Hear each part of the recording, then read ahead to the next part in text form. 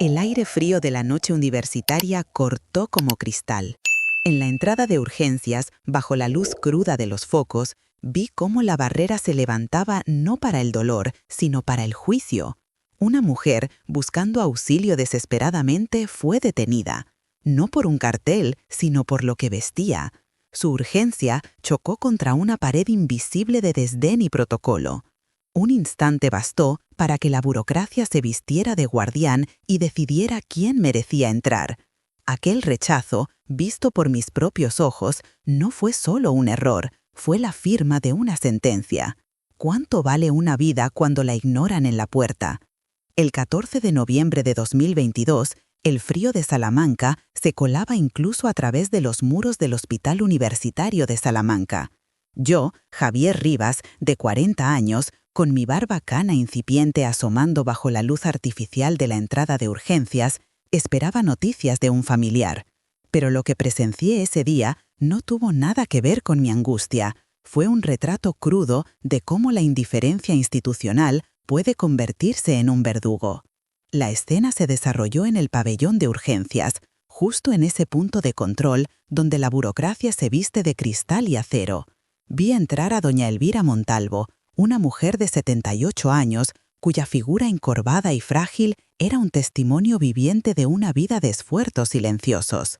Su vestimenta, gastada pero pulcramente doblada, gritaba pobreza, no falta de dignidad. Venía sola y se movía con una dificultad que no dejaba lugar a dudas, necesitaba ayuda inmediata. Apenas dio unos pasos hacia el área de triaje, surgió Ricardo Sáenz, de 55 años. Alto, corpulento, su uniforme de seguridad impecable era una coraza contra cualquier atisbo de empatía. Ricardo se interpuso en el camino de Elvira con una rigidez militar que congeló el aire. «Alto ahí, señora». La voz de Ricardo era profunda y carente de modulación. «Necesita pasar por el filtro de admisión. ¿Tiene la documentación requerida?» Doña Elvira se detuvo, llevando una mano temblorosa a su pecho. Respiraba con dificultad. Sus ojos, grandes y vidrosos por el dolor, buscaron un camino que Ricardo le cerraba con su presencia maciza. «Por favor, joven», su voz era un susurro áspero. «Me encuentro muy mal. Necesito ver a un médico. Rápido. Me duele mucho aquí», señaló débilmente el costado. «Es urgente». El uniforme desgastado de Elvira parecía vibrar bajo la mirada evaluadora de Sáenz. Él no miraba el dolor, miraba el estatus social que proyectaba aquella ropa modesta. «Lo lamento, señora. Protocolo. Si no tiene tarjeta sanitaria vigente o derivación, debe esperar en la zona administrativa exterior. No podemos congestionar el área de críticos con gente sin preregistro». «Pero si estoy sufriendo», insistió Elvira, intentando rodearlo, pero Ricardo se movió con precisión para mantener la barrera. Fue entonces cuando mi indignación se encendió. Dejé mi sitio y me acerqué, sintiendo la presión social de no querer meterme en problemas, pero la injusticia era demasiado palpable. «Disculpe, señor guardia», intervine, tratando de sonar calmado, aunque la adrenalina me corría por las venas. «Esta mujer evidentemente está en una emergencia. Mire cómo respira. ¿No ve que necesita atención ya?» Ricardo Sáenz giró su rostro hacia mí. Pude ver el ligero roce de irritación en sus ojos al verme como un testigo molesto. Su mano se posó sobre su tarjeta de identificación de personal, un sello de autoridad fría que usaba para justificar su negativa. «Joven, yo cumplo órdenes. Si la señora ha esperado demasiado para venir, esa no es mi responsabilidad. Si tiene cita, que espere su turno. El hospital está colapsado y no podemos hacer excepciones por apariencia». La palabra apariencia quedó suspendida en el aire, un dardo lanzado directamente a la dignidad de Elvira. Ella se encogió, derrotada por la confrontación institucionalizada. Yo intenté seguir, mi voz subiendo de tono. «No me está hablando de citas, me está hablando de una crisis médica. Deje pasar a la señora y yo mismo firmo cualquier documento que necesite». La discusión atrajo la atención de la doctora Laura Poveda, de 45 años, alta, con una expresión profesional ya marcada por el cansancio crónico que se respira en las urgencias universitarias. Emergió brevemente de la puerta principal del área de triaje, observando la escena con una mezcla de fastidio y resignación. «¿Qué ocurre aquí, Ricardo?», preguntó Poveda, ya con la mirada fija en el reloj. Doctora, esta señora se niega a seguir el protocolo de preadmisión, alega urgencia sin presentar justificación previa, explicó Sáenz, manteniendo su postura inflexible. Laura Poveda miró a Elvira. Por un instante vi un destello de duda en sus ojos cansados, una lucha interna entre el cumplimiento del protocolo, que la protegía, y la ética médica básica. Pero el peso de la burocracia era mayor. Ricardo tiene razón, señor, dijo Poveda, dirigiéndose a mí, sin querer enfrentarse al guardia. Necesitamos el expediente clínico provisional abierto antes de permitir el acceso directo. Si no está registrada, no podemos empezar a tratarla. Es para asegurar la trazabilidad de la medicación. Es una anciana que se está asfixiando, doctora. ¿Qué trazabilidad ni qué 8 cuartos? Grité, sintiendo que la razón se desmoronaba ante la muralla de reglamentos. Mi intento de intervención fue inútil. La negligencia se disfrazaba de procedimiento. Poveda suspiró, dio media vuelta y regresó al interior, sellando el destino de Elvira con su retirada. Ricardo Sáenz, sintiéndose validado, hizo un gesto autoritario hacia una zona lateral, lejos de la entrada principal. Vaya a la sala de espera secundaria, señora. Allí le asignarán un número de incidencia. No obstaculice el paso. Doña Elvira, con la palidez creciente y jadeando como un pez fuera del agua, asintió débilmente y comenzó a arrastrarse hacia la sala de espera secundaria, un anexo frío y poco transitado que era el purgatorio administrativo del hospital. Yo la seguí, impotente, observando cómo se alejaba de la atención que necesitaba desesperadamente. En esa sala secundaria, el ambiente era glacial. Elvira se sentó en una silla de plástico duro, luchando contra cada bocanada de aire. Yo, como testigo, me quedé de pie, llamando por teléfono al número de información interna, intentando mover influencias, explicando la situación crítica a recepcionistas que me pasaban de un departamento a otro, todos aferrándose a sus procedimientos. Pasaron 20 minutos en los que el sufrimiento de Elvira fue invisible para el sistema. En ese tiempo vi cómo su color se tornaba ceniciento, cómo sus manos, antes aferradas a su dignidad, se aflojaban. El silencio en la sala secundaria era espeso, interrumpido solo por el esfuerzo sibilante de la anciana. Fue un colapso implícito, no dramático, sino silencioso, provocado por la demora impuesta. Ella se inclinó hacia adelante y luego su cabeza cayó suavemente sobre su pecho. No hubo gritos, solo el cese de la lucha.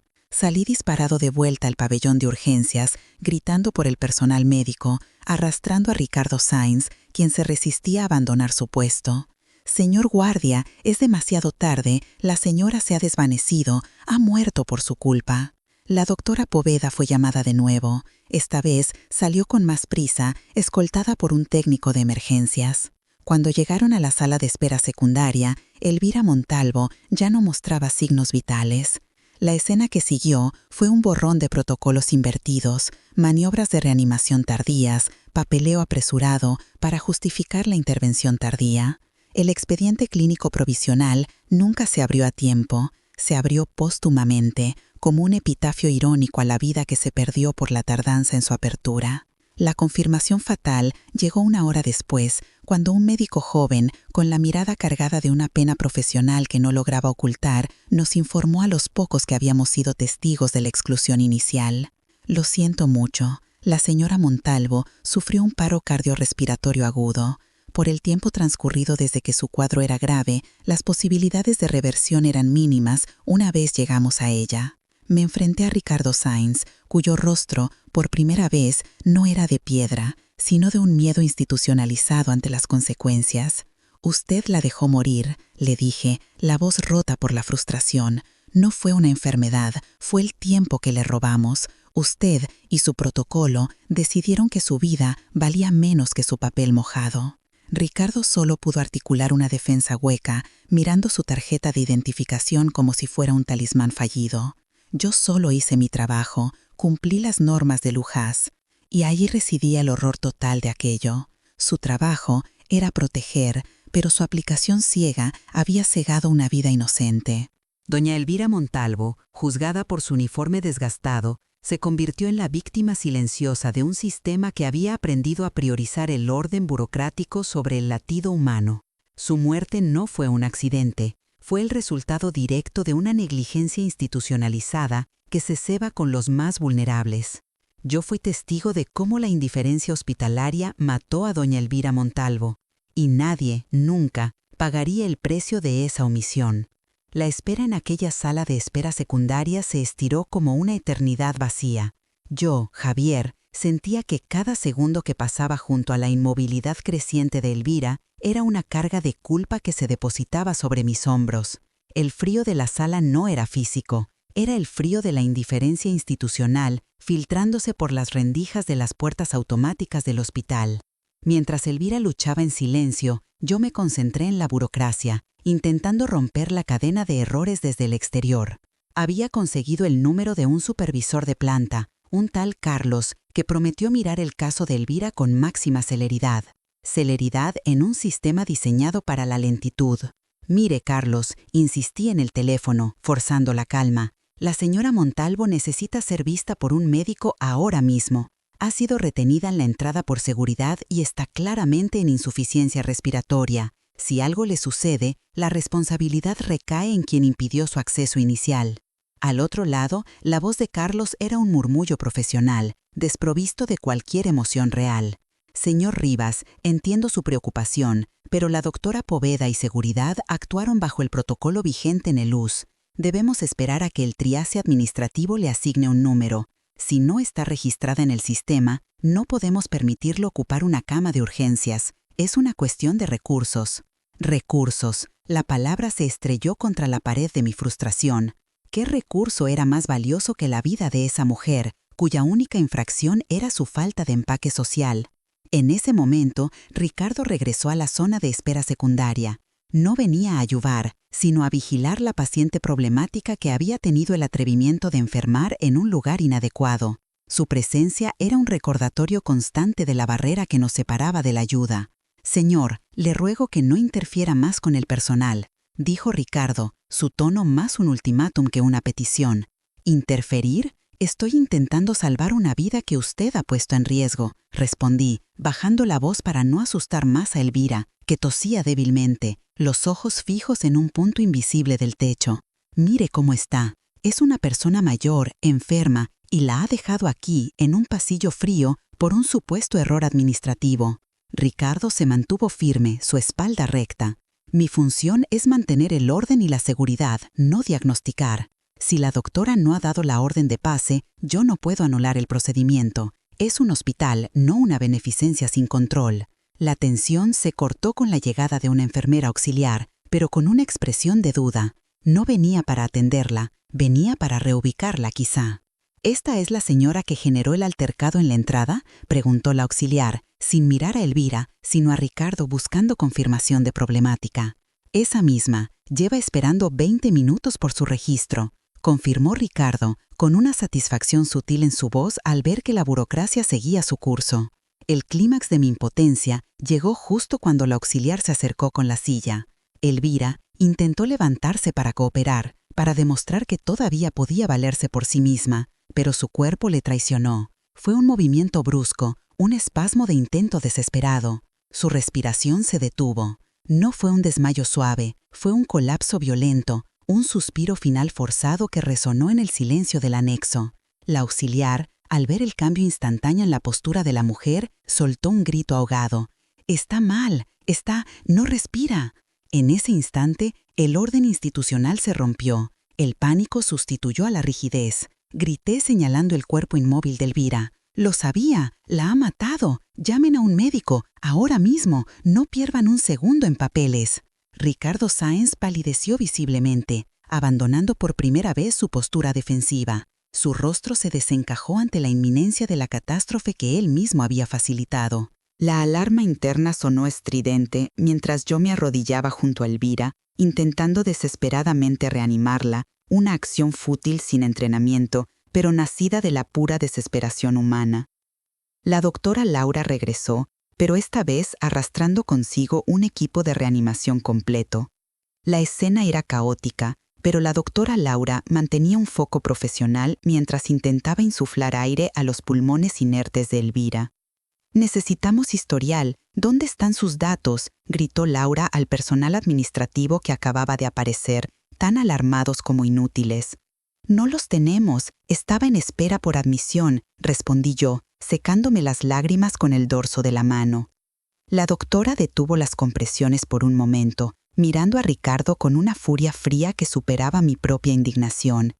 20 minutos retenida por no tener el expediente clínico provisional abierto. Con ese nivel de disnea, esto es negligencia pura. Su voz apenas era un susurro cargado de veneno profesional. Hizo bien en mantenerla fuera del área de críticos, Ricardo. Si hubiera colapsado allí, habríamos perdido tiempo moviéndola. Pero la dejó colapsar aquí, donde nadie la veía venir. Los minutos que siguieron a la declaración de la ausencia de actividad cardíaca fueron los más pesados de mi vida. La doctora Poveda se retiró, derrotada. El equipo médico se dispersó con una eficiencia sombría. El cuerpo de Elvira fue cubierto con una sábana blanca, un sudario provisional en medio de la sala de espera secundaria, un lugar destinado a la postergación y el olvido. Mi mente se ancló en la frase de Ricardo: yo solo hice mi trabajo. Su trabajo, el de la seguridad del hospital, se había convertido en un muro social contra la necesidad. El hospital, un lugar que debería ser un santuario, se había revelado como un campo minado burocrático para los vulnerables. Cuando el supervisor Carlos finalmente apareció, ya no tenía la voz profesional. Tenía el tono sombrío de quien debe gestionar un desastre evitable. Se acercó a mí, evitando mirar la figura cubierta en la silla. Javier, lamento profundamente lo ocurrido. Haremos una investigación interna exhaustiva sobre el procedimiento en la entrada. ¿Una investigación?, repliqué, sintiendo un vacío helado donde antes había rabia. La investigación no traerá de vuelta a Elvira. Ella era digna, Ricardo la juzgó por su tela barata, y la doctora Poveda eligió el protocolo antes que la humanidad. Su negligencia no fue un error, fue una decisión consciente tomada por cada persona que se negó a romper el procedimiento. Me quedé allí, mirando la sábana blanca en la silla de plástico. El frío de aquel 14 de noviembre no venía de Salamanca, sino del corazón del sistema de salud que prioriza el orden sobre la vida. Doña Elvira Montalvo, una mujer cuyo único pecado fue su fragilidad económica, murió esperando un permiso que su dolor por sí solo debería haberle garantizado. Su vida inocente se esfumó en ese anexo frío, víctima de la autoridad inflexible y el miedo al papeleo. No hubo un final heroico, solo el silencio ensordecedor de una injusticia consumada. Su historia no terminaría con una resolución justa, sino con el eco amargo de mi testimonio, la única prueba que quedaba de cómo la indiferencia hospitalaria puede ser tan letal como cualquier enfermedad. La sábana blanca parecía absorber toda la luz de aquel anexo frío. Yo seguía arrodillado junto a la silla, incapaz de levantarme, sintiendo el peso de la injusticia como una losa fría sobre mi pecho. El personal médico, que minutos antes trabajaba con una frenética energía para intentar revertir lo irreversible, se había retirado con la resignación pesada de quien sabe que el error ha sido estructural, no clínico. Ricardo, el guardia, se había quedado quieto, su corpulencia ahora parecía ridícula, casi una caricatura de la autoridad. Su uniforme impecable contrastaba brutalmente con el desastre humano que se había materializado a escasos metros de donde él mantenía la barrera. Me miró y por primera vez vi algo más que rigidez en sus ojos. Vi el miedo a la responsabilidad, ese miedo que le había hecho preferir la norma escrita al latido ajeno. Javier, por favor, tiene que dejar el cuerpo a los servicios forenses del hospital, dijo Ricardo, su voz ronca, intentando recuperar el control de la situación, o al menos de su propia psique. ¿Cuerpo?, pregunté, y el sonido de mi voz me resultó extraño, distante. No es un cuerpo, Ricardo, es Elvira. Una mujer a la que le has negado el derecho a la asistencia por su ropa. ¿Te has dado cuenta de lo que has hecho? ¿Vas a dormir esta noche sabiendo que tu celo por el protocolo cegó una vida? En ese momento, la doctora Laura regresó, vestida ya con una bata limpia, su rostro marcado por una fatiga que no era solo física. Ella no me prestó atención a mí. Su objetivo era confrontar la cadena de mando que había permitido aquella espera mortal. Vio a Ricardo y se acercó, no con prisa, sino con una lentitud calculada que parecía amplificar cada paso sobre el linóleo frío. «Ricardo, necesito que me dé la hora exacta en que la señora Montalvo fue retenida en urgencias por usted», exigió Laura. Ricardo vaciló. La tarjeta de identificación, ese sello de su autoridad, pareció pesarle de repente. Eran pasadas las 3:15. No tardamos mucho en notificar a administración. ¿Notificar qué? El hecho de que una mujer mayor con síntomas claros de insuficiencia respiratoria estaba esperando en la calle porque usted consideraba que su vestimenta era un riesgo para la estética del pabellón. La voz de Laura era baja, pero cargada de una acusación pública que hizo que varios empleados cercanos se detuvieron a escuchar. Estaba pendiente del proceso de triage. No podía entrar sin número de expediente. Es el protocolo, doctora. Usted lo sabe. Los recursos. «Los recursos», interrumpió Laura, y esta vez elevó la voz, permitiendo que su ira profesional estallara. «Los recursos se usan para salvar vidas. Si hubiese accedido al área de triage inmediatamente, su expediente habría sido abierto en 5 minutos. Usted la retuvo 20 minutos vitales, 20 minutos en los que un corazón ya débil luchó contra la asfixia, esperando una oportunidad que usted, en su impecable uniformidad, le negó». El supervisor Carlos, sintiéndose acorralado por la confrontación directa entre el personal médico y seguridad, intentó mediar, un intento torpe de reconducir la escena a una simple complicación administrativa. «Doctora Poveda, Javier, por favor, estamos gestionando los trámites necesarios para el levantamiento del cuerpo y la notificación a los familiares. Enfocarnos ahora en culpar a un miembro del personal no agilizará nada». Mi estómago se revolvió. La palabra trámites en boca de Carlos, mientras el uniforme desgastado de Elvira yacía cubierto a pocos metros, era la quintesencia del cinismo hospitalario. «No estoy hablando de culpar, Carlos», dije, levantándome por fin, mis piernas temblando. «Estoy hablando de exponer la verdad. Elvira no murió de un infarto súbito, murió de clasismo institucionalizado. Ella vino buscando ayuda y en lugar de encontrarla, se encontró con un muro llamado Ricardo, un muro que se justificó con un reglamento diseñado para mantener a raya a los indeseables». Me acerqué al escritorio cercano donde se habían apilado los documentos que se negaron a abrir para ella. Tomé un papel en blanco, un formulario de ingreso que, si se hubiera llenado a tiempo, habría sido su pasaporte a la vida. «Miren esto, este papel representa la vida que se perdió. Si un médico la hubiera visto al llegar, este papel se habría llenado en la camilla. Pero no, primero el control social, después la salud. ¿Qué valor tiene la vida de una persona si su valor está condicionado a si puede pagar o si su aspecto es agradable para el vestíbulo principal?» En ese punto, la doctora Laura me ofreció una mirada de comprensión amarga.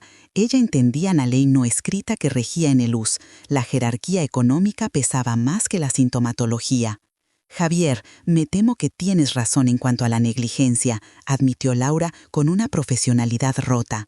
«Pero la investigación interna será un laberinto. Querrán achacar esto a un error del sistema de admisión, no a una decisión consciente de Ricardo en la entrada. Necesitamos pruebas que vinculen directamente su negativa de acceso con el daño causado». ¿Qué prueba más clara que el hecho de que murió 20 minutos después de que él la retuviera?, apunté yo, sintiendo que mi indignación se transformaba en una resolución fría y clara. No iba a permitir que esto se convirtiera en un mero expediente cerrado. Ricardo seguía inmóvil. Su figura alta se había encogido bajo la mirada implacable de la doctora Laura y mi testimonio. Por primera vez, la rigidez del guardia se quebró, no por remordimiento, sino por el temor a que su nombre, asociado a la muerte de una anciana humilde, se filtrara fuera de los muros herméticos del hospital. «Señor Rivas, le aseguro que haré todo lo posible para que esto se maneje internamente sin repercusiones públicas», murmuró Ricardo, intentando negociar su salvación personal, un último intento desesperado por contener el daño a su carrera. «Ya es demasiado tarde para eso, Ricardo», le contesté, señalando de nuevo a la silla. «La repercusión ya está aquí. Elvira ya no está. Ella era un ser humano, no una mancha en el pavimento que hay que barrer antes de que llegue el siguiente paciente de verdad». Me di la vuelta, mi ropa de trabajo manchada de sudor y lágrimas contenidas. No busqué más respuestas del supervisor Carlos, ni más promesas vacías. Elvira Montalvo había pasado del estado de persona enferma a víctima de la indiferencia en el tiempo que tardó un guardia en juzgar su pobreza. Su muerte no fue un accidente médico, fue el resultado final de una negligencia que se cimentó en el prejuicio y se ejecutó con la precisión fría de un sistema que había olvidado mirar más allá del uniforme o de la falta de él. Me marché del Hospital Universitario de Salamanca sabiendo que había sido testigo de un asesinato silencioso, cometido no con un arma, sino con el arma más peligrosa de todas, la burocracia sin corazón. La imagen de esa sábana blanca y la firmeza de Ricardo Sáenz al impedir el paso a una vida serían el último recuerdo imborrable de esa tarde fatídica del 14 de noviembre de 2022. No habría justicia para Elvira, solo mi voz, que se negaba a callar el cómo y el porqué de su adiós forzoso. No olvides suscribirte y darle a me gusta para más contenido.